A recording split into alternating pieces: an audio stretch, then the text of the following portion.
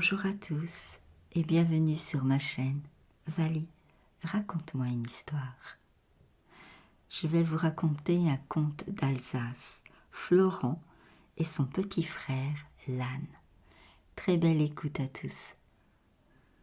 Et parfois, histoire et légende de se superposer de si près qu'il est difficile de ne pas les confondre.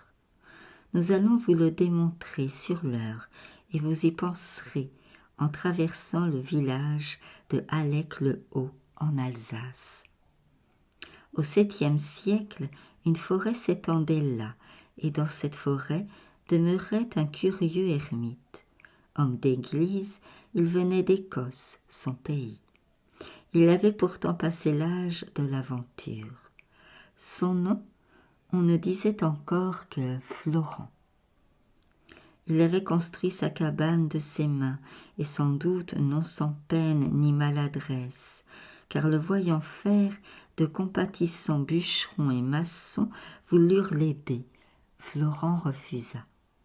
« J'aurais honte de vous apporter ce surcroît de fatigue, alors que vous travaillez déjà de l'aube au soir pour que vos femmes et vos enfants ne meurent pas de faim. » Ayant bâti, il sema, planta. Hélas, la contestation ne tarda pas. Elle vint des animaux de la forêt qui, en une seule nuit sauvage, saccagèrent tout.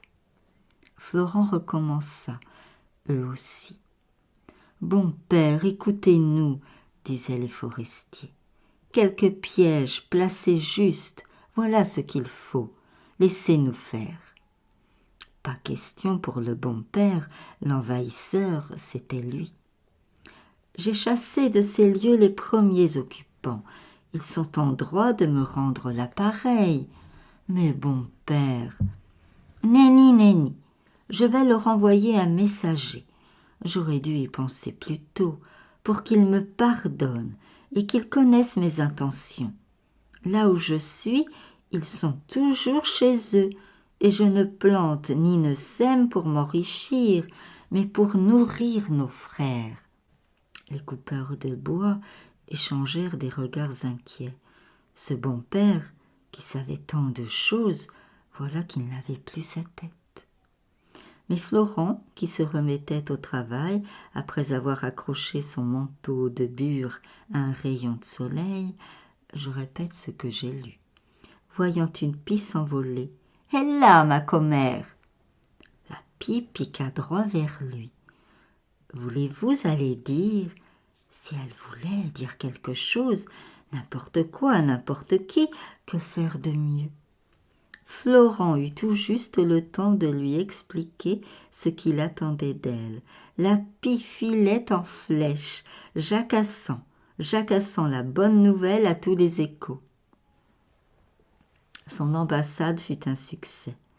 À peine méfiants, poussés par leur éternel besoin de croire en l'homme, les expropriés s'avancèrent. Aucun ne manquait, du loup au mulot, en passant par le renard, le lièvre, le cerf branchu et la douce biche. Le pacte était conclu.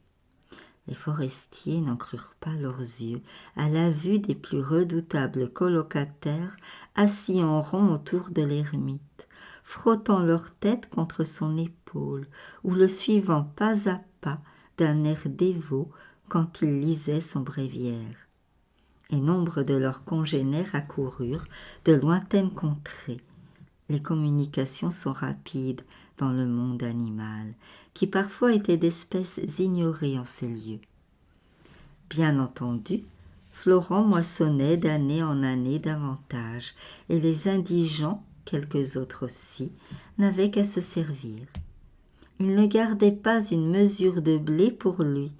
On se demandait s'il lui arrivait de manger quelquefois. Il portait toujours son loqueteux manteau de bure, quand il ne l'accrochait pas à un rayon de soleil pour bêcher librement.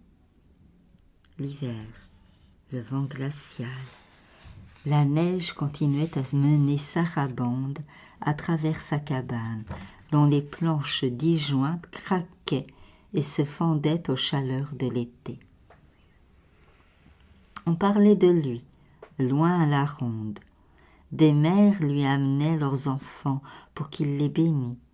Des malades, venus lui demander la santé, repartaient guéris. N'eut-il jamais envie de fuir, comme peut-être il avait fui l'Écosse, à la recherche d'une solitude qui ne semblait pas vouloir de lui. Sa réputation avait franchi les grilles du château royal et ému le souverain. Il s'agit du roi d'Austrasie, Dagobert II, fils de Sigebert III et petit-fils de Dagobert Ier, ce distrait qui mettait sa culotte à l'envers. Or, la fille des souverains était atteinte de mutisme et de cécité. Voilà pourquoi un messager partit pour Allèche-le-Haut. Il y trouva l'ermite en grand parlement avec ses amis de la faune, et il se sentit un peu mal à l'aise. « Ne craignez rien, messire », assura Florent qui avait posé sa main rugueuse sur la tête d'un loup magnifique, assis à ses côtés. « Approchez, nos frères sont heureux de vous accueillir. » Surmontant mal sa répugnance, lançant de tous côtés des regards inquiets, le messager exposa l'objet de sa visite.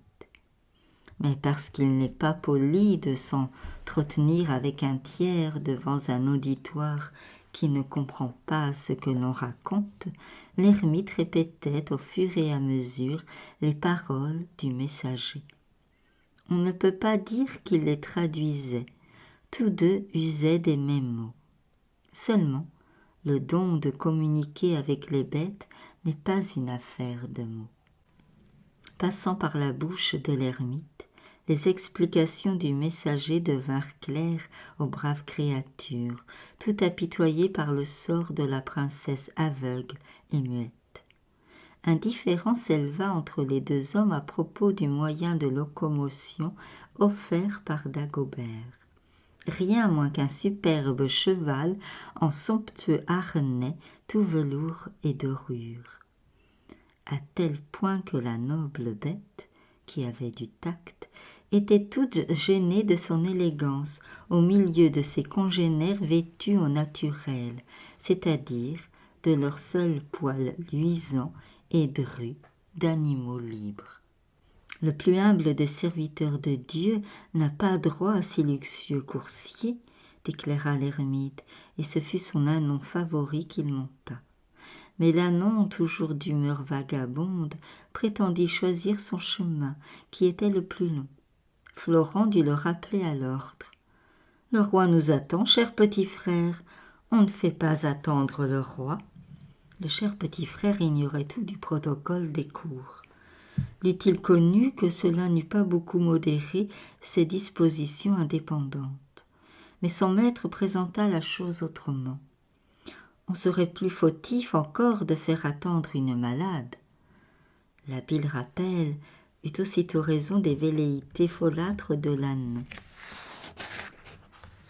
qui avait mauvaise tête et bon cœur. Il démarra, terrible dans la bonne direction, et pas un instant ne ralentit son train. Quand ils arrivèrent aux abords du château, il avait laissé loin derrière lui le messager et son ostentatoire coursier. Mais un événement plus étonnant encore se passait au château. Les malheureux souverains, assis près de leur enfant infirme, vécurent une minute inoubliable.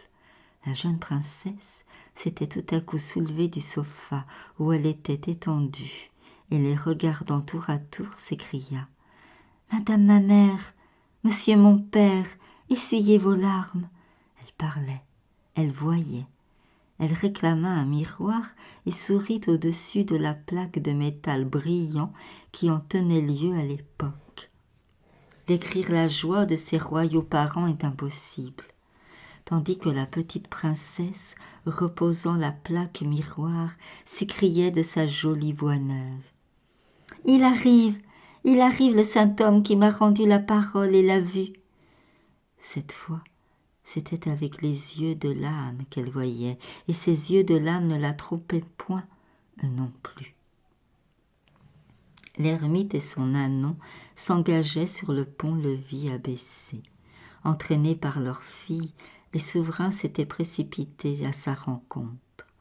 Le roi saisit la corde qui servait de bride à l'humble monture. Les trompettes retentirent, les courtisans se pressaient en tumulte. La reine était tombée à genoux. La jeune princesse, qui avait fait de même, toucha le sol du front. Ses longs cheveux étendus comme un tapis sous les pieds de l'ânon qui portait l'homme de Dieu. Remerciez le Créateur et non sa créature, protestait le vieillard. On dira par la suite qu'il avait voulu que le miracle se produisît à distance du château, de façon qu'on ne lui en attribuât pas le mérite. Mais il n'avait pas prévu l'esprit de divination de la princesse. Toutefois, il ne se déroba pas aux bienfaits du roi. 2 chariots pleins le suivaient quand il repartit sur son ânon. Il faisait la tête, l'ânon.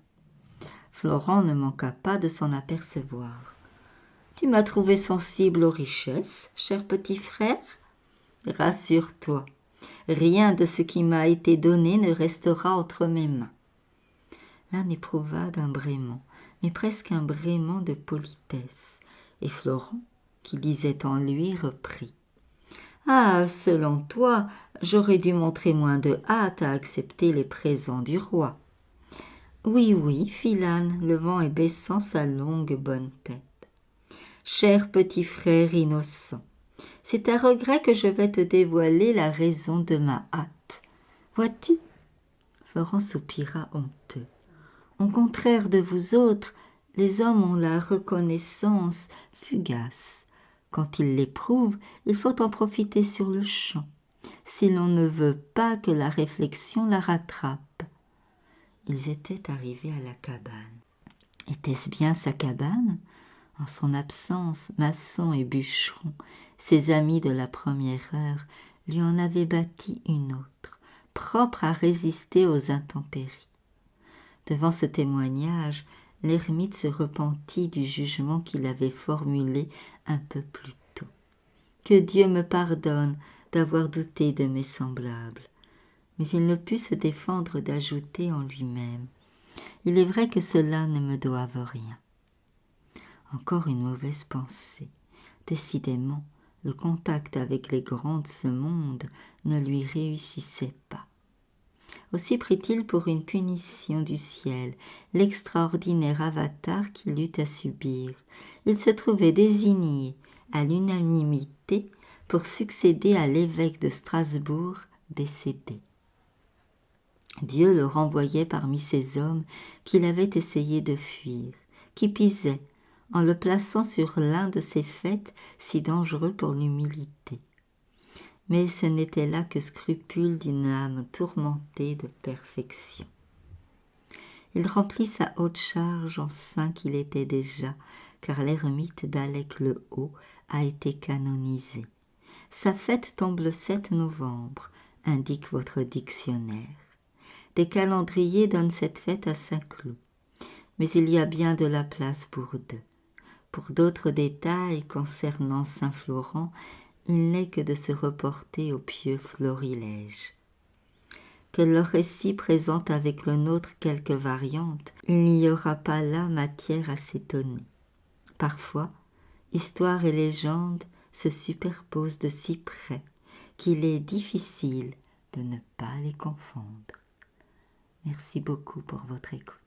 À bientôt.